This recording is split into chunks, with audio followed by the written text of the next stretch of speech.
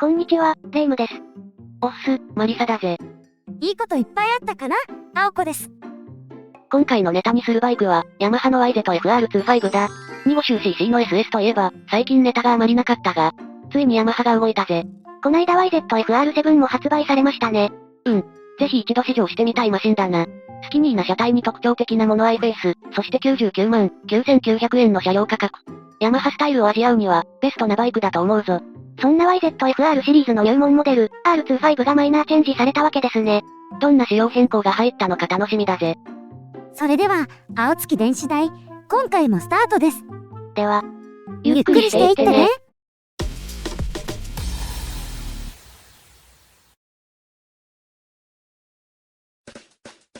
今回の流れはこんな感じだ。1、YZF-R25 って。2、新型スペック確認。3、ライバル比較。です。じゃ、真面目か。1、YZF-R25 って。で、YZF-R25 以下 R25 って、どんなバイクでしたっけ？このバイクの歴史は新しく、新登場したのは2015年だ。クラス最高レベルの出力と、R デザインのボディで、毎日乗れるスーパースポーツって銘打ってるバイクだ。とは言っても、250cc の SS クラスは R25 とは違った路線の本気スパルタンモデルが存在する。それは？ご存知、川崎の ZX25R、ホンダの CBR250WR だ。この2台は排気量こそ R25 と同じだけど、大型クラス並みの装備がおごられてる。倒立サスにクイックシフターにトラクションコントロール、憧れの装備です。もちろん、その分お値段も張るけどな。この2台とは完全に路線が違い、新登場からのコンセプトを守り続け、我が道を行くのが R25 だぜ。250cc フルカウルモデルは一時期全滅でしたが、よくぞここまで盛り返してくれました。ほんとそう思う。250フルカウルは、2000年代後半まで閑古鳥だったけど、今ではメーカーのポリシーを体現したモデルがガンガン発売されてる。ほんと、よりどりみどりな状況だ。これも、25cc モデルが各メーカーのグローバルモデルとして展開されたおかげだ。購入の選択肢がより広がってますね。R25 と R3 の価格差は約2万円で、排気量以外は R25 と同じ仕様だ。ウィンカーがで、R25 も発売から約7年経過している。基本設計は変わらないが、各部のバージョンアップは行われている。2019年の2代目では、フロントサスの倒立化、ヘッドライトとテールライトの LED 化、M1 風のトップブリッジに液晶メーター、外装変更などだ。いろいろ手が入ってますね。外装変更といえば、元 GP エディションも発売されてましたね。モビスターヤマハやモンスターエナジーヤマハとかな。今やレプリカといえばヤマハだぜ。レース好きの人たちの心もわしづかみだ。じゃ、そんな R25 のマイチェン内容をチェックだぜ。2、スペック確認。カラー&デザイン。今回のカラーリングはこんな感じだ。ディープパープリッシュブルーメタリック C、新色。ブラックメタリック12、新色。ビビットオレンジメタリック2、新色。そしてさらに、WGP60 アニバーサリーってことで、シルキーホワイトが追加されているぜ。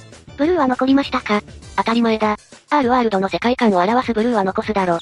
異色なシアンは残念ながら廃盤となりました。ああいったキャッチーなカラーは、ヤマハお得意の配色だ。R3 にはまだこの組み合わせが残ってるから、シアンカラーが欲しい人は YSP へ急げ。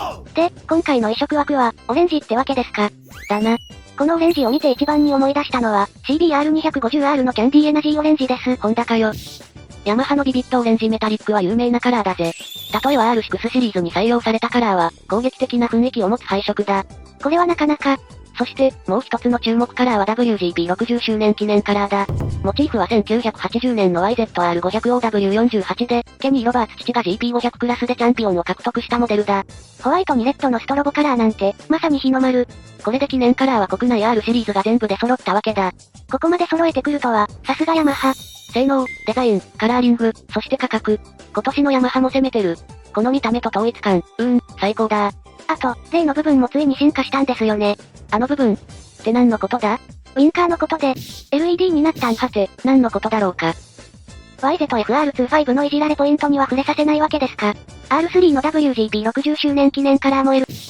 普通のウィンカーの R が欲しけれな R3 を。何か虫が飛んでいたが、気にせずお次の話題だ。動力性能。エンジンは 249cc の DOHC 直列2気筒で、最高出力は 26kW35 馬力1万 2000rpm、最大トルクは 23Nm2.3kgm/10000rpm だ。燃料タンク容量は14リットルでレギュラーガソリン仕様。燃費は 25.8kg なので、航続距離は 361.2km だ。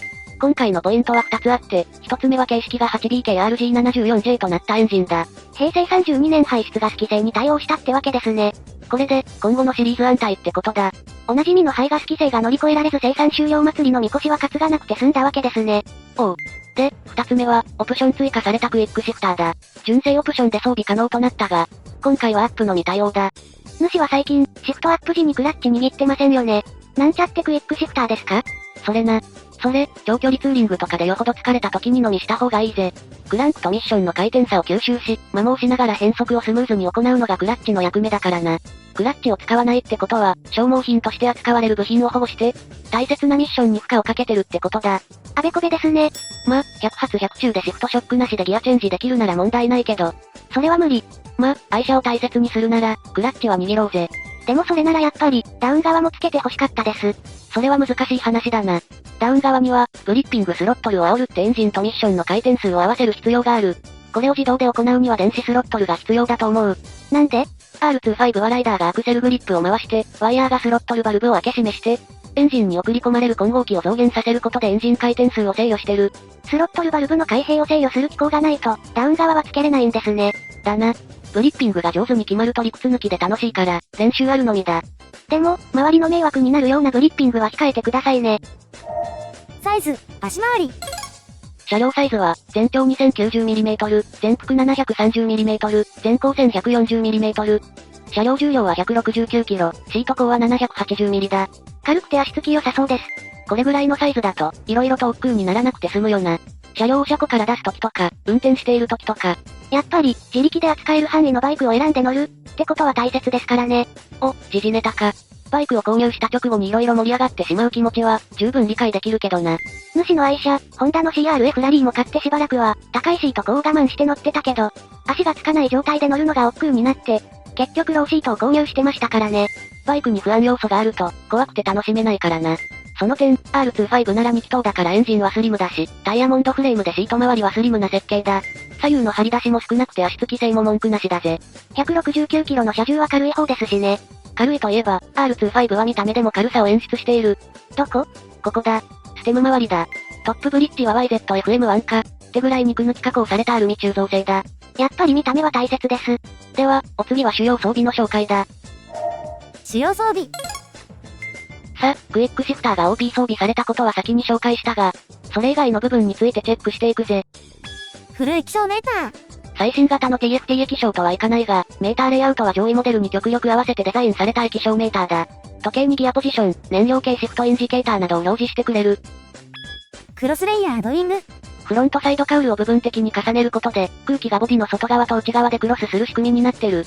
これは、走行時はフルカウルの空力を、停止した時はカウルの隙間からエンジンの熱を逃がす構造だ。そんな秘密があったんですね。他にも色々あるんでしょう？だが、これで以上だ。シンプル。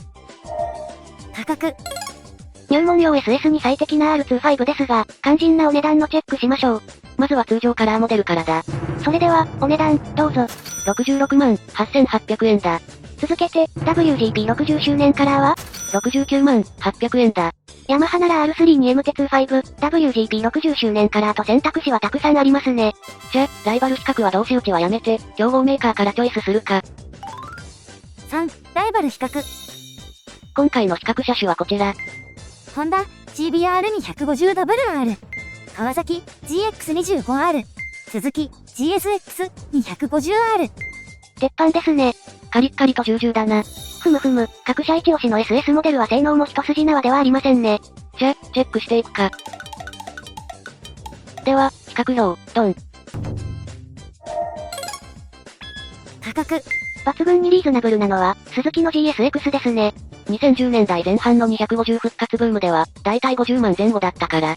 価格はじわじわとアップはしてるけどな。物価高ですね。それに、CBR250WR と ZX25R には当初の面影はなく、もうカリなスペックになってるから。この価格差は明らかに性能差だな。サイズ。シートコア R25 が一番低いですね。なんてったって快適性と運動性能を調和したライディングポジションだからな。最軽量は CBR250WR ですけどね。R25 も今回のマイチェンで、ちゃんとマイナス1キロのダイエットしてるんだぜ。敵ながらあっぱれじゃ。動力性能。エンジン出力は ZX25R がぶっちぎりですね。高回転高出力で、ノーマルマフラーでも弾けるような排気音が聞けるぜ。航続距離は GSX-250R がぶっちぎりですね。こちらは CBR250WR や ZX25R と比べたら対照的なエンジン仕様だ。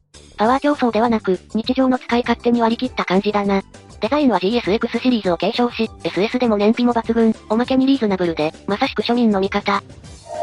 主要装備。このクラスでは ZX25R が全部盛りですね。これでクルコンがついたら、オールラウンドなマシンになるのにな。R25 と GSX250R は割り切った感じですね。ヤマハの R シリーズは、性能や価格の違いがピラミッド的になってて、それぞれのクラスで役割が明確になってる。だから下克上を狙うようなスペックのマシンは生まれないと思うな。まとめ。では、今回の R25 について締めていただきましょうか。R25 は最新の排ガス規制に対応し、エンジン出力を維持したまま先代に比べてマイナス1キロの軽量化を果たしてる。価格は14,300円アップとなったが、キャッチーなカラーや軽量な車体で SS 入門車としては最適なバイクだと思う。今回比較した他のバイクたちは、これから最新排ガス規制対応版が発売されると思うけど、元々がハイスペックだし、重箱の隅をつつくような改善に見合う価格設定になると思う。お値段と見た目と使い勝手、どれを選ぶかよーく悩んで相棒を決めておくんなまし。それでは、今回のお話は以上になります。お次は、青子のバイクニュースのコーナーだぜ。